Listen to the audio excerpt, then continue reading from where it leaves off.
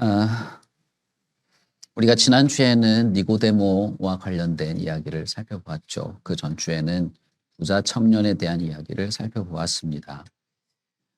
부자 청년과 니고데모, 이 두 사람은 비슷한 점이 있었습니다. 그것은 둘 다 영생에 대한 갈망이 있었다는 것이죠. 다르게 표현하자면 오늘 우리가 읽은 요한복음 4장의 분위기에 이렇게 맞춰서 표현하자면 그 두 사람은 다 갈증이 있었던 사람들이었다라고 할 수 있습니다. 영생에 대한 갈증, 영생에 대한 갈망이 있었죠. 그들이 그런 갈망과 갈증을 느낀 이유는 뭔가 부족한 것이, 자신의 삶에서 부족한 것이 있었기 때문이 아니라 오히려 사실은 모든 것이 다 충족되었기 때문에 갈증을 느낀 거였습니다.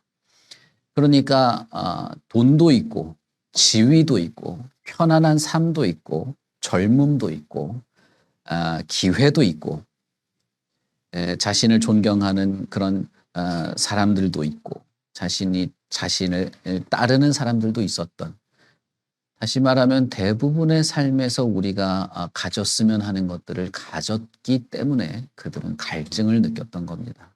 왜냐하면 그 모든 것이 다 채워졌음에도 불구하고 여전히 공허한, 여전히 자신에게 뭔가가 비어있는 그런 느낌을 가졌던 것이죠. 그들은 그것이 영생임을 알고 있었습니다. 영생이란 말을 우리가 좀 다르게 생각할 필요가 있는데, 영생이란 표현 자체는 영원한 생명이죠. 영원히 사는 것 같은 느낌을 주죠. 그러나 그것은 사실 근본적으로는 우리가 우리의 삶에서 보는 생명은 영원한 것이 단 하나도 없습니다. 그러니까 우리가 지금 느끼고 경험하는 수준에서의 생명을 말하는 것이 아닌 겁니다. 그래서 영생이라고 할 때는 전혀 다른 차원의 생명, 우리가 지금 경험하고 눈으로 보고 느끼는 그런 정도가 아닌 그것을 초월한 생명력을 말하는 것일 수밖에 없고, 단순히 오래 살고 영원히 사는 것이 아니다라는 것입니다. 그래서 이것은 전혀 다른 생명을 말하는 것이고 전혀 다른 생명력을 말하는 것입니다. 자신이 많은 것을 가졌으나 그것만은 없었다는 거예요. 그래서 이 두 사람은, 니고데모와 이 부자 청년은 갈증을 느낄 수밖에 없었습니다. 오늘 우리가 요한복음 4장을 보시면 여기에도 이제 갈증을 느낀 사람이 나오죠. 표면적으로는 갈증을 느낀 사람이 두 사람입니다. 한 사람은 사마리아 여인이고 한 사람은 예수님이죠. 예수님도 갈증을 느껴서 우물가에 가서 물을 달라라고 표현한 것으로 되어 있습니다만은, 그러나 실제로 예수님은 물을 마시려고 우물가에 간 것이 아닙니다. 갈증을 느끼는 어떤 사람, 이 사마리아 여인을 만나기 위해서 예수님은 우물가에 간 것입니다. 그래서 내용적으로 갈증을 느끼는 사람은 한 명인 것이죠. 이 사마리아 여인이 우물가에 온 것입니다. 이 사마리아 여인이나 사마리아나 혹은 낮에 우물에 간 이런 문화적이고 역사적인 배경은 제가 다 제외하고, 지난 그 요한복음 15장부터 제가 이번 달에 이어서 설교하고 있는 그 흐름에 따라서 말씀을 드리겠습니다. 이 여인은 갈증을 느끼고 있었지만 이 갈증이 그저 육체적인, 물을 마시지 못해서 물이 떨어져서 느껴지는 갈증인지 아니면 한계가 있는 생명력 때문에 느끼는 갈증인지도 구분하지 못하는 사람이었습니다. 앞선 두 사람은 내가 느끼는 이 갈증, 갈망, 뭔가 결함과 결핍이 영적인 차원의 이런 한계가 있는 생명력 때문에 생기는 갈증이라는 것 정도는 이해하고 있었어요. 그래서 예수님에게 와서 영생에 대한 질문을 하게 된 것입니다. 다시 말하면 새로운 생명력을 질문을 한 것이죠. 그러나 사마리아 여인은 그런 게 아니었어요. 그냥 목마르니까 우물가에 온 것입니다. 그러나 예수님은 이 여인에게 당신은 지금 이 물리적인 목이 마른, 수분이 없어서 목이 마른 게 아니고 당신은 좀 더 근본적인 차원의 갈증이 있다는 사실을 예수님이 깨우쳐 주시는 것입니다. 이것이 아니고서는 당신의 그 갈증은 채워지지 않을 것이다. 이 니고데모도 그렇고 부자 청년도 그렇고 물리적인 세상에서 얻을 수 있는 건 다 얻었기 때문에 훨씬 더 이 다른 차원의 생명력에 대한 갈증을 쉽게 느꼈죠. 비교적 그렇다는 겁니다. 그러나 이 여인은 워낙에 삶이 척박했기 때문에 이 생명력에 대한 갈망이나 갈증에 신경 쓸 겨를이 없었던 것입니다. 저희가 읽지는 않았습니다만 그 다음 이 단락에 이어지는 내용에 보면 예수님이 이 여인에게 당신 남편을 좀 봅시다 이렇게 말하거든요. 예수님이 내가 주는 물을 마시는 자는 영원히 목마르지 않을 뿐 아니라 그 안에서 샘 솟듯이 이 솟아날 것이다라고 했을 때 여인이 그 물 나한테 주십시오라고 했단 말이에요. 그러니까 예수님이 남편이 필요하다라고 했던 겁니다. 그러나 이 여인에게는 남편이 5이나 거쳐간 여인이었죠. 그리고 지금 있는 그 남편도 사실 남편이라 볼 수 없는 그런 사람이었다라고 했을 때 우리는 이 여인이 자신의 삶에서 필요한 것을 채우기 위해서 무척이나 노력을 많이 한 사람이라는 것을 우리는 알 수 있습니다.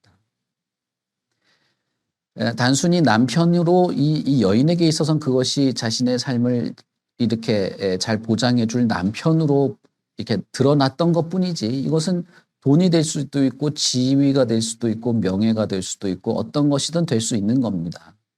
직장이 될 수도 있고 뭐든 될 수 있는 것이죠. 5이나 스쳐 지나갔고 지금 있는 남편도 당신에게 정말 남편이라고 부를 수 있는 당신이 기대하는 그 남편상에 미치지 못하는 남편이라는 말을 했을 때 자 보십시오. 물리적인 것으로는 이 여인의 갈증을 채울 수 없었다는 것입니다. 무슨 말인지 아시겠죠? 이 여인을 스쳐 지나간 5명의 남자들이 다 별 볼 일 없었다. 그 말이 아니에요. 그런 식의 해석을 하면 안 됩니다.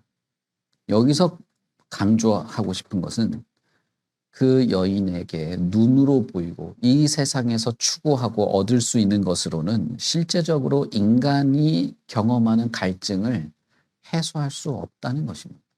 이것은 사마리아 여인에게만 해당되는 내용이 아니고 저와 여러분에게 동일하게 해당되는 내용입니다. 여러분의 삶에서 저와 여러분의 삶에서 우리가 눈으로 보고 내가 상상하고 내가 갖고 싶고 내가 이 끓어오르는 욕구를 충족시키는 어떤 것을 내가 가지고 싶어 할 때 그것을 끝없이 내가 갈구하게 되는데 그것을 채운다고 여러분 그것이 갈증이 메꿔지고 모든 것이 만족스러운 경험이 있었습니까? 그렇지 않습니다. 우리는 그것을 너무 잘 알고 있습니다. 사람이건 물질이건 무엇이건 나에게 다가오고 내가 사귀고 내가 채우고 내가 얻어나가는 것들이 여러분 우리의 결핍을 완벽하게 채워주지 못합니다. 잠깐은 만족할 수 있을지 몰라요. 그런데 그것은 곧 또 다른 결핍, 또 다른 갈증을 불러오게 됩니다. 어릴 때 혼자 자라고 친구가 없고 뭐 이렇게 고아로 자란 사람들은 대가족을 원하는 경우가 있거든요. 그래서 결혼도 일찍 하려고 한다거나 아니면 자식도 많이 낳으려고 한다거나 가족이 많은 사람들과 어울리려고 한다거나 그런 경우가 있어요. 그러고 나면 이게 가족이 채워지고 나면 그 사람이 만족하고 갈증이 없을까요? 아닙니다. 그렇지가 않습니다. 돈이 많으면 채워질까요? 저는 그렇다고 생각하지 않습니다. 멋지고 훌륭한 집을 가지게 되면 채워지게 될까요? 그렇지가 않습니다. 자식이 잘 되면 모든 근심이 없어질 것 같습니까? 건강하면 될 것 같습니까? 그렇지 않습니다. 사실상 인간은 여러분 제가 뭐 여러 번 말씀드렸습니다만 우리가 살고 있는 이 세계는 근본적으로 고통이 끝나는 적이 없어요. 고통이 끝난 적이 없고 그것은 이 세계가 원래 그렇게 움직여지지 않습니다.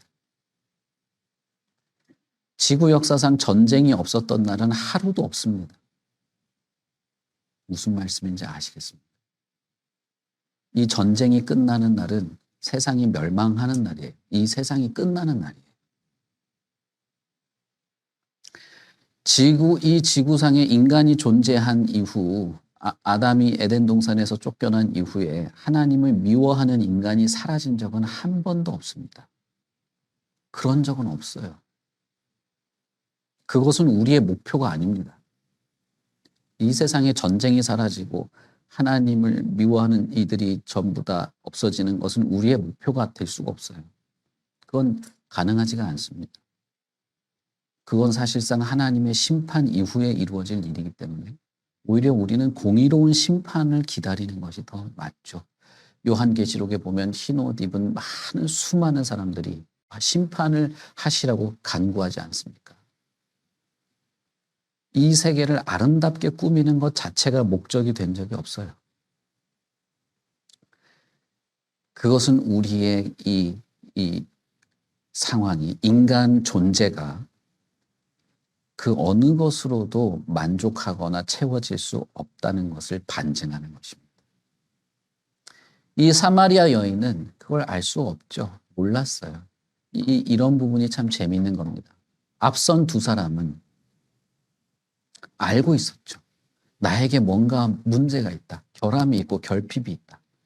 근데 그것은 좋은 친구, 나를 미워하지 않고 나를 사랑해주는 좋은 친구만 있으면 다 해결될 거야가 아니라 완전히 새로운 생명력이 나에게 필요하다.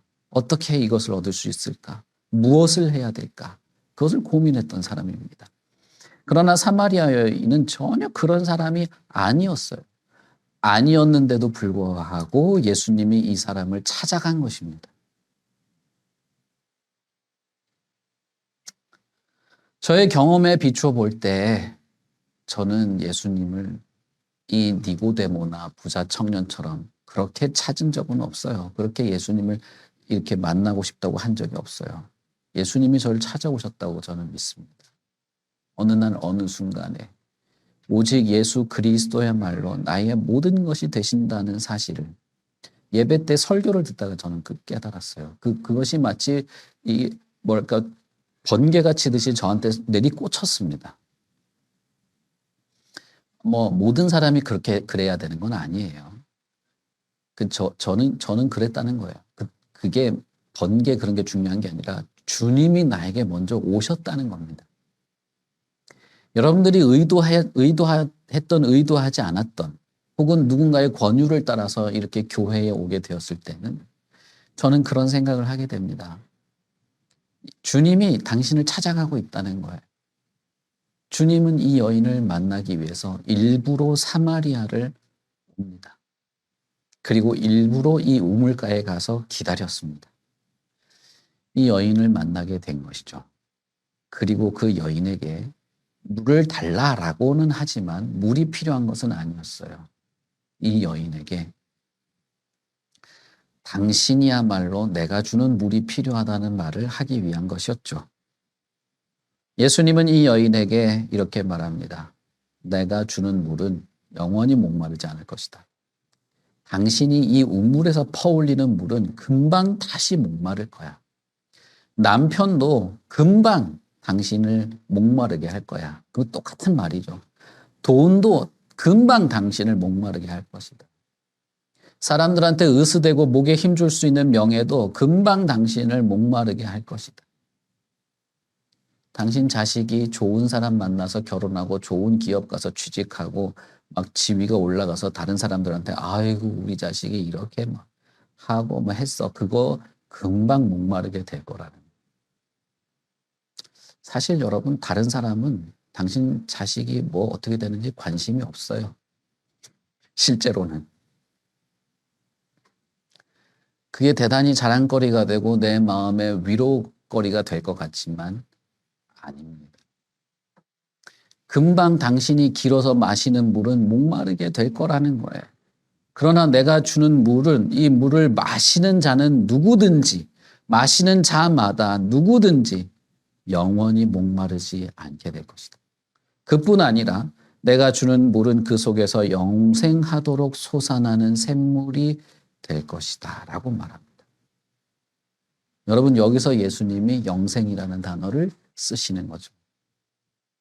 다시 말하면 사마리아 여인에게 당신은 이 목을 축일 수 있는 물이 필요한 게 아니고 영생하도록 하는 샘물이 필요하다는 말을 한 것이에요.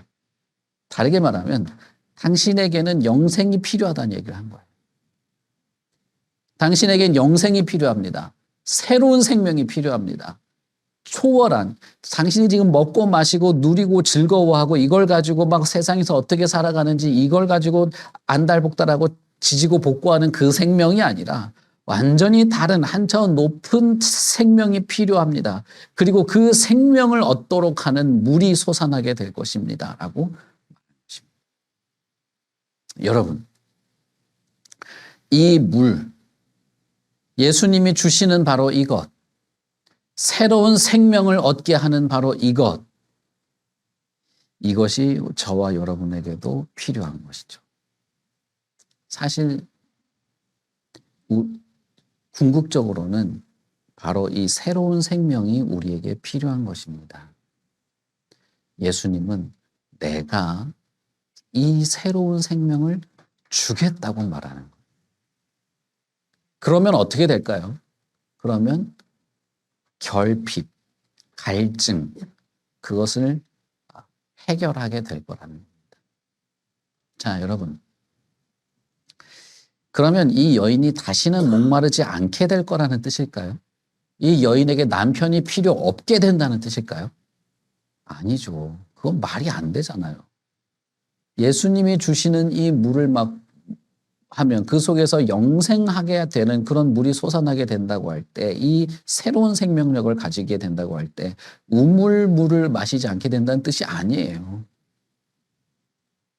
여러분, 예수님이 말씀하시고 있는 이 새로운 생명, 예수님이 주시고자 하는 이 새로운 생명이 여러분의 삶에서, 여러분의 일상의 삶에서, 와, 그럼 내가 돈이 필요 없게 되고 사람들한테 막 업신여기지 않게 되고 이런 소리를 하는 게 아닙니다. 그런 게 아니에요.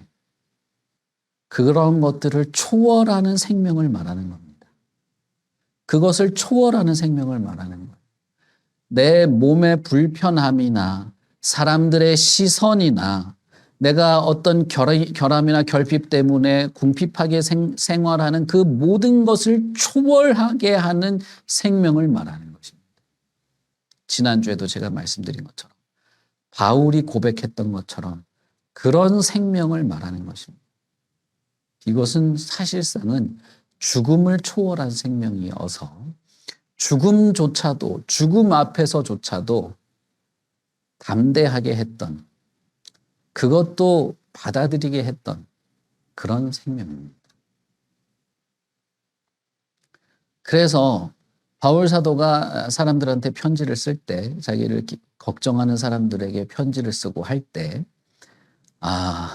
뭐랄까요. 저는 여러분 바울 서신을 한번 우리 새벽에 다 읽었죠? 바울 서신.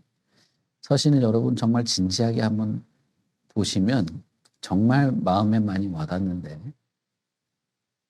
바울은 자신이 3차 전도 여행을 마치고 예루살렘으로 돌아갈 때 죽을 거라는 걸 알았어요. 자기만 안 게 아닙니다. 주변 모든 사람이 바울이 돌아가면 죽을 거라는 걸 알았어요. 심지어는 예언하는 사람까지 나타나가지고 성령이 나한테 꿈에 보게 했다. 당신 가면 죽는다. 가지 마라. 어떤 사람 그 당시에 선지자 하던 사람도 찾아와가지고 당신은 가면 죽는다고 내가 지금 봤다. 네, 예언하는데 가지 마라. 무슨 미래를 예언하는 그런 능력이 있던 어떤 여자도 와가지고 성령께서 보여줬다. 가지 마라. 바울이 어떻게 했습니까? 바울 사도가. 갔죠. 그래도 갔습니다. 그 사람이 죽음을 두려워하지 않은 게 아니에요. 죽음이 무섭지 않은 게 아닙니다. 그러나 그럴 수 있는 생명이 있었던 거예요. 생명력.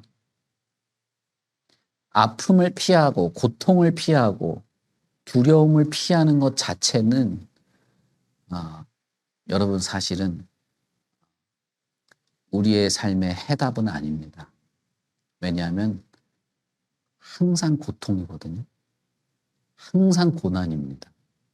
항상 아프고 항상 우리는 넘어집니다. 그러니 그것은 사실 고난이라고 말하기 어렵죠. 바울 사도가 여러분 에베소서 제가 갑자기 생각이 안 나는데 거기서 사람들에게 한 말은 그러나 하나님이 나에게 원하는 것이 이것임을 안다는 거였습니다. 그리고 내가 죽는다 할지라도 그리스도가 산다면 내 안에 살아있는 것이 내가 아니고 내 안에 살아있는 것이 그리스도가 맞다면 내가 죽는 것이 훨씬 유익하다고 나는 안다라고 말합니다. 그것이 이 생명이에요. 다시는 목마르지 않는, 다시는 갈증의 공포에 빠지지 않는, 다시는 내가 모자라고 결핍이 있고 이것만 있으면 내가 행복할 텐데라고 하는 그런 생각에 함정에 빠지지 않는 그 생명이라는 것입니다. 여러분, 예수님은 이 여인에게 당신에게 필요한 것은 이겁니다라고 말한 거예요. 당신에게 필요한 생명은 이겁니다라고 말한 거예요. 사마리아 여인에게만이 아니라 저희들에게도 똑같은 것이죠. 저와 여러분에게도 필요한 것은 바로 이것입니다.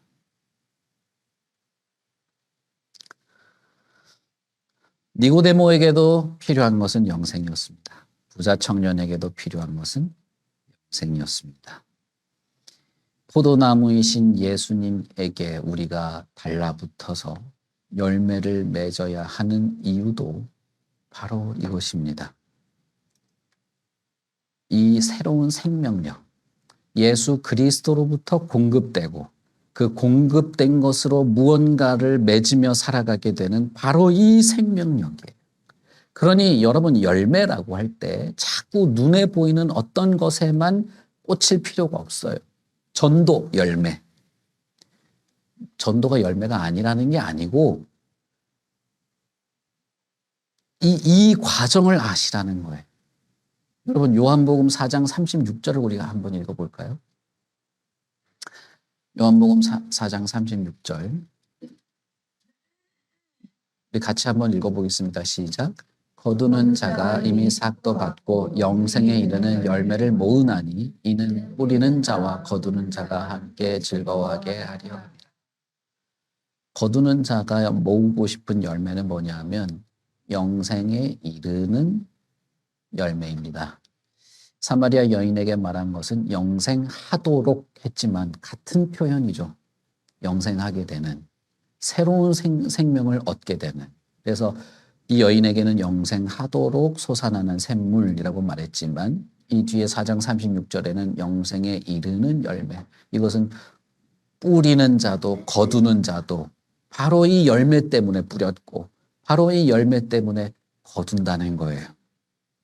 요한복음 15장에 포도나무에 붙어있는 가지의 열매가 맺게 하는 것을 보고 예수님이 뭐라고 합니까? 기쁨이 충만하려고 한다. 이렇게 말하죠. 똑같은 말이에요. 제자들에게 너희가 나에게 붙어있지 않으면 열매를 맺을 수 없는데 나에게 붙어있어서 열매를 맺게 되는 것은 아버지의 기쁨이 많아지고 너희들도 기뻐지게 하려고 한다라고 말합니다. 예수님은 사실상 너희들이 나에게 붙어있지 않으면 아무것도 맺을 수 없고 아무것도 아니라고 할 때는 너희들은 생명이 없게 된다는 걸 말하는 거예요. 이 생명이 없이는 아무것도 아니라는 겁니다. 이 생명이 없이는 너가 가지고 있는 그 모든 재능, 가지고 있는 모든 그 풍요로운 것, 아무것도 아니라는 거예요. 그게 아무것도 아니고 아버지를 기쁘게 하지도 못한다는 거예요. 뿌리는 자도 거두는 자도 얻고자 하는 열매는 다른 게 아니라 영생에 이르는 열매. 다시 말하면 생명, 새로운 생명을 누리는 그 열매입니다. 그러므로 여러분 요한복음 15장에 있는 그 열매는 전도나 이번 주에 2명 했어. 그게 아니라 그걸 말하고 싶은 게 아니라 이 새로운 생명입니다. 이 새로운 생명. 우리가 요한복음을 좀 더 찾아봅시다. 요한복음 6장 27절. 요한복음 6장 27절 우리 같이 읽어보겠습니다. 다 찾으셨죠? 같이 읽겠습니다. 시작. 썩을 양식을 위하여 일하지 말고 영생하도록 있는 양식을 위하여 하라. 이 양식은 인자가 너희에게 주리니 인자는 아버지 하나님께서 인치신 자니라. 이 말씀이 무슨 말씀인지 이해가 되시죠? 예수님이 준다는 거예요. 이 양식도 무슨 양식입니까? 영생하도록 하는, 새로운 생명을 얻도록 하는 양식을 위해서 애쓰라는 거예요. 영생, 만족을 주지 못해요. 이 우물가에서 퍼제끼는 그거, 남편 막 갈아치워가면서 이 남자가 좋나 하는 그거는 만족을 주지 못한다는 거예요.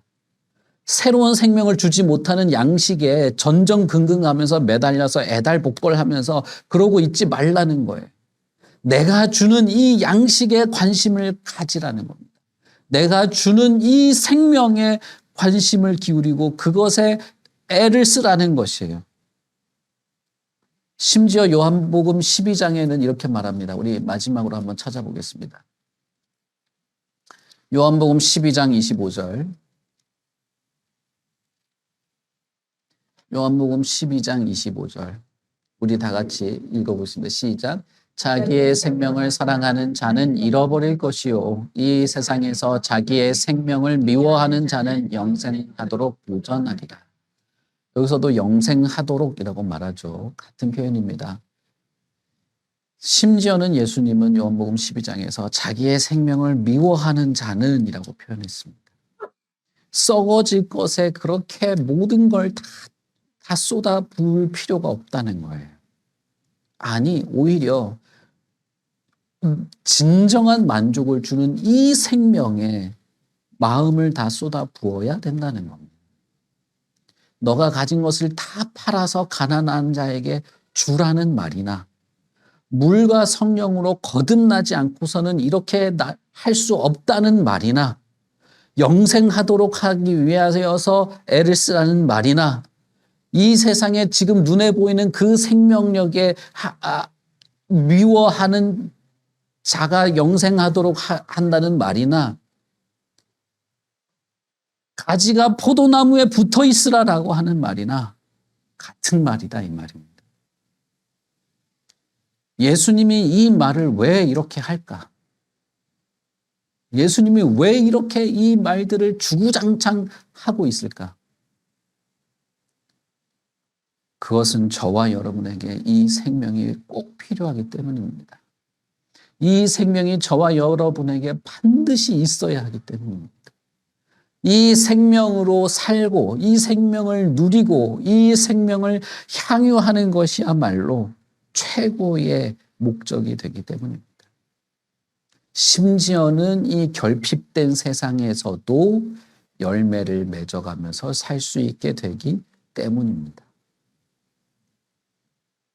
심지어는 이 결핍된 세상에서도 초월적인 만족을 누리면서 살아갈 수 있게 되기 때문이에요.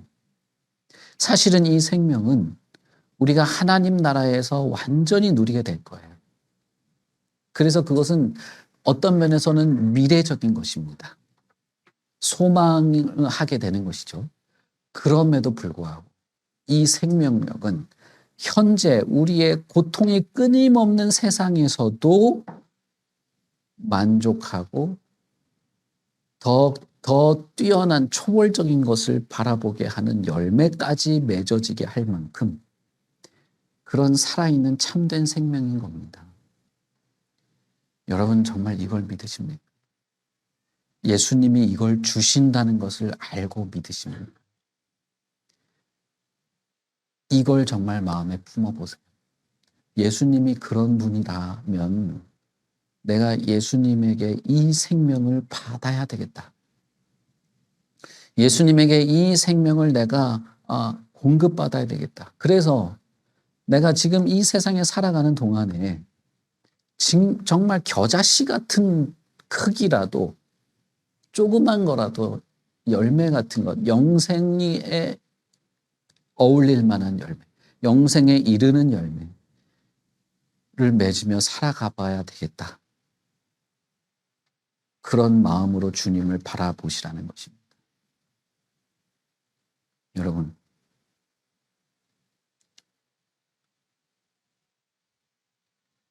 결코 목마르지 않으리라라는 말은 그런 의미에서 목마르지 않으리라는 말입니다.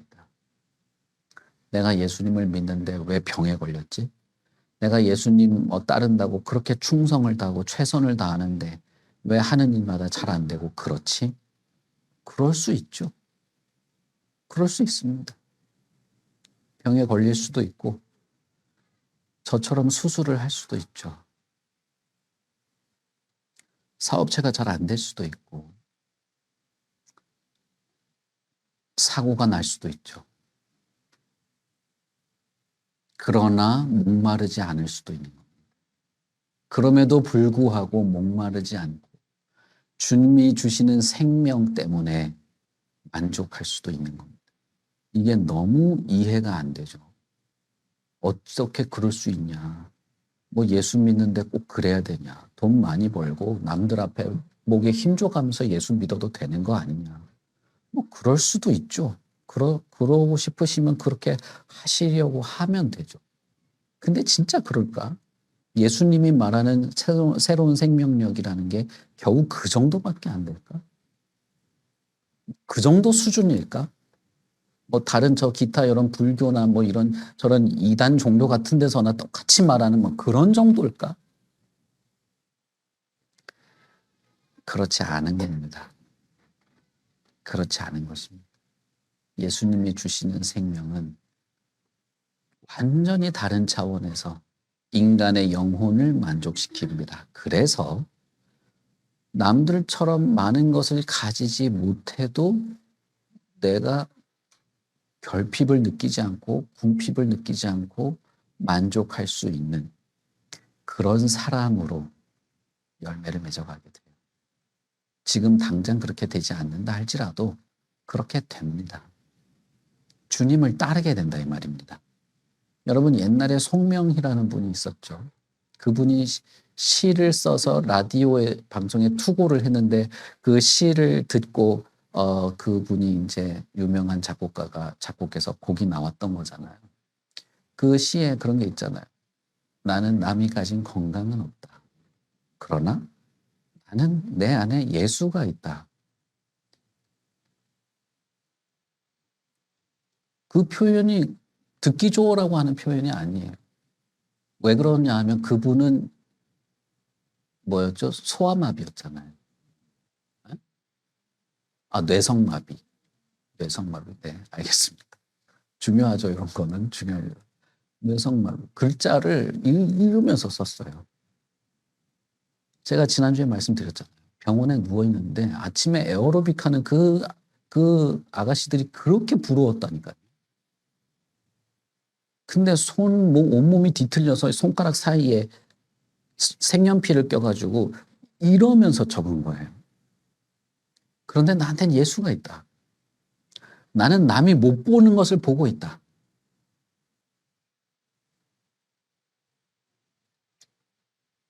왜 나는 그렇게 살 수가 없습니까? 왜 나는 그렇게 안 살아도 됩니까? 예수님이 그래 송명희 같은 너는 그렇게 살고 너는 뭐 부자 돼서 살고 똑같이 예수 믿고 그런 말을 한 적이 없어요. 모든 인간, 모든 결핍된 인간은 이 생명력을 가지고 살아야 됩니다. 그래서 겉모습은 다를지 몰라도 똑같은 마음, 똑같은 영적 생기, 똑같은 소망을 품으며 살아가는 것입니다. 니고데모건 이 사마리아 여자건 그래서 주님 앞에서는 차이가 없는 거예요. 이 두 사람 다. 차이가 없는 겁니다. 저와 여러분도 차이가 없는 거예요. 그런 면에서. 그래서 예수님은 사실 예수님 앞에 나와가지고 영생이 뭡니까 물어보는 이런 정도가 아닌데도 불구하고 이 여자를 찾아갔어요.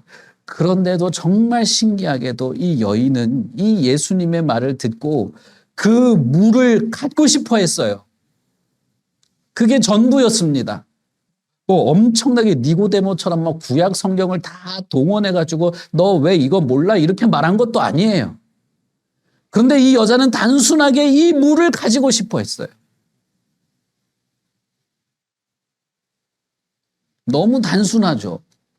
예수님의 대답도 단순합니다. 바로 나다. 내가 그 물을 줄 수 있는 사람이다. 라고 하니까 이 여인이 우물을 기르러 갔던 그걸 다 내팽개치고 자기 동네 가가지고 사람들을 다 끌어온 것입니다. 이 사람이라고. 이 사람이 물을 준다고.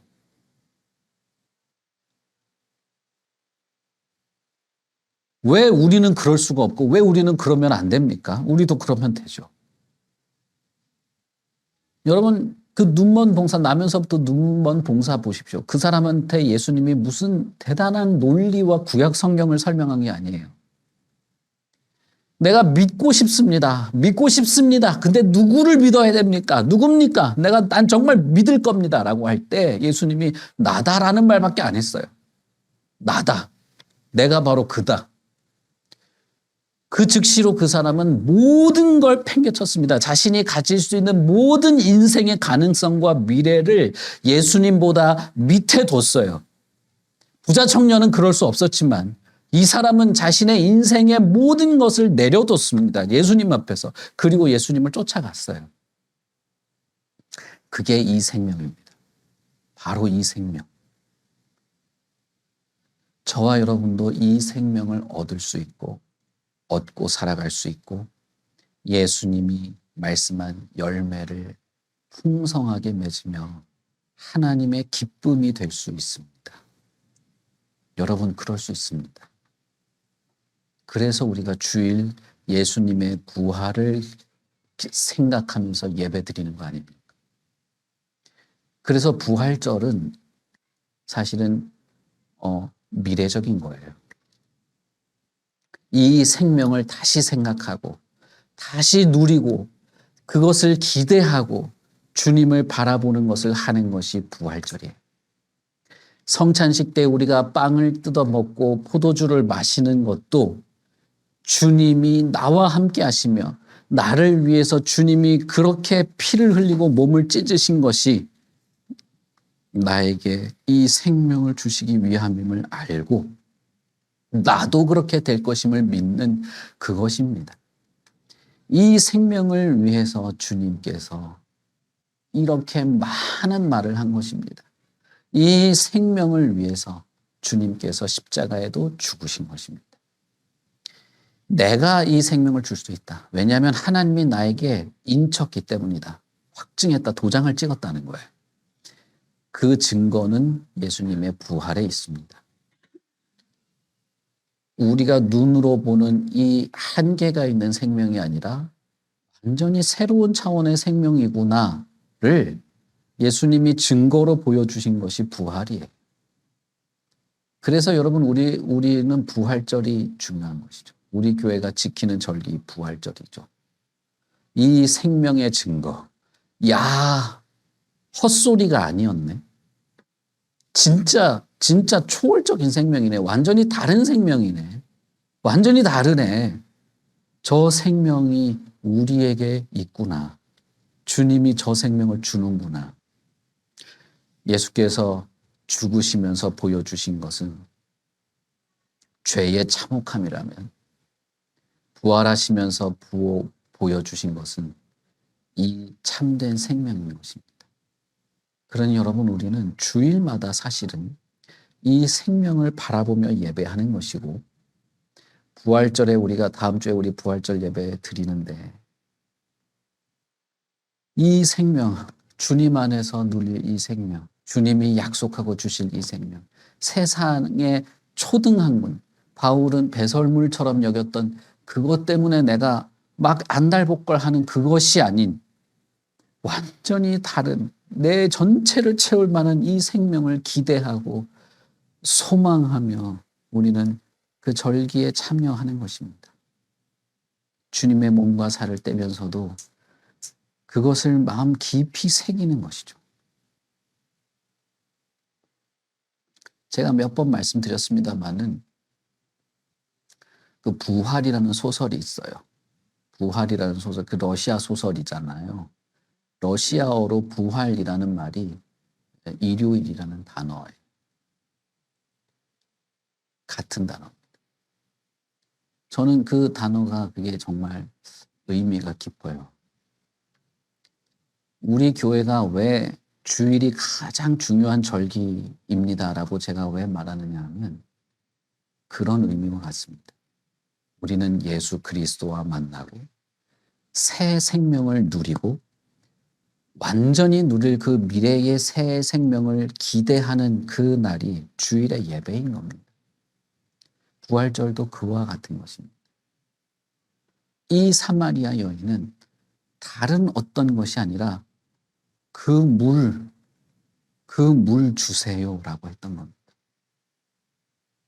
영생이 뭔지 막 구약 성경, 신약 성경 뒤져가며 맞네 이거네 한 게 아니에요. 그러나 이 여인은 영생하도록 솟아나는 영생, 완전히 새로운 생명을 얻게 되는 바로 그것. 사실은 주님이 말씀하신 것은 물이 아니라 생명인데 그것을 얻고 싶자 했습니다. 그걸 가지고 싶어 했어요. 여러분, 예수를 믿는다고 하고 믿은 은혜의 경험도 있고 살아온 믿음의 지난 세월에 말할 몇 가지가 누구는 없겠습니까마는 그러나 여러분은 이 생명을 소망하시고 있습니까? 이 생명 나 가지고 싶다. 그리고 이 생명 때문에 나는 남이 못 본 것도 보고 있으며 남이 누리지 못하는 것들도 누리고 있으며 주변 사람들이 다 너는 죽는다고 하고 심지어는 어떤 사람이 하나님이 나한테 보여줬다, 성령이 보여줬다 하면서 와가지고 하는데도 그래도 예루살렘으로 갈 수 있는 그걸 기대하시느냐는 말입니다. 내가 그렇게 하나님이 기뻐하는 사람이 될 수 있다는 사실에 가슴이 벅차고 그렇게 살게 되기를 원하시냐는 겁니다. 예수님을 그저 내 울적한 마음이나 달래주는 그런 진통제 같은 예수님이나 기대하면서 살아가는 것이 아니고 하나님의 기쁨이 될 수 있는 완전한 새로운 생명력, 활동력이 있는 이 생명력을 가지고 주님과 함께 동행하면서 이런 새로운 열매를 맺어가면서 살아가게 될 것을 기대하시고 있냐는 거예요. 내가 대단한 사람이 되어서 그런 것이 아니라 주님이 나 같은 사람에게도 이 생명을 주시려고 하기 때문에, 주시기 때문에 그럴 수 있는 거죠. 어떤 면에서는 우리는 주님 때문에 그런 기대를 하는 겁니다. 주님이 그 생명을 주시잖아요. 그러니까 나는 그렇게 살고 싶은 거지. 내가 대단한 사람이라서 그렇게 하자는 게 아니고 주님이 나한테 그 생명을 주잖아요. 그러니까 내가 그렇게 살고 싶은 거죠. 주님이 주신 생명이 나를 자꾸 그렇게 이끌어 가는데 어떻게 해요 그걸. 주님이 주신 생명이 자꾸 나보다는 주님 먼저 생각하게 하는데 어떻게 합니까? 주님이 주신 생명이 내 육체의 고통보다도 주님의 영광을 더 바라보게 하는데 어떻게 합니까? 바울이 내 몸의 가시와 내 육체의 연약함이야말로 나를 강하게 한다라고 할 때는 그 사람이 그 육체의 질병 때문에 안 아픈 게 아니에요. 그것 때문에 불편한 게 없었던 게 아닙니다. 그러나 그것 때문에 자신이 주님을 더 바라보게 될 수만 있다면 그것도 괜찮다고 생각합니다. 이 새로운 생명은요, 어떤 상황에서든 주님을 더 바라볼 수만 있다면, 주님과 더 동행할 수만 있다면 이라는 마음을 가지게 합니다. 그런 마음을 가지고 싶지 않냐는 거예요. 기존에 예수를 믿고 신앙생활을 하시던 분들에게는 저는 이 말씀을 드리고 싶습니다. 여러분 정말 이 마음을 가지고 있고 그리고 가지고 싶으십니까? 라는 것이고, 아직 내가 믿음이 없다라고 생각하시는 분에게는 저는 이런 말씀을 드리고 싶습니다. 완전한 이 차원이 다른 이 생명이 당신에게 유례 없는, 그 전에는 전혀 경험해 보지 못한 만족을 얻게 할 것이라는 것. 지금까지 세상에 살아오면서 경험한 그 모든 것에서 벗어나서 완전한 자유와 평화를 누리게 할 것이라는 것. 이 생명을 얻고 싶지 않으십니까? 사마리아 여인이 기대했던 그거.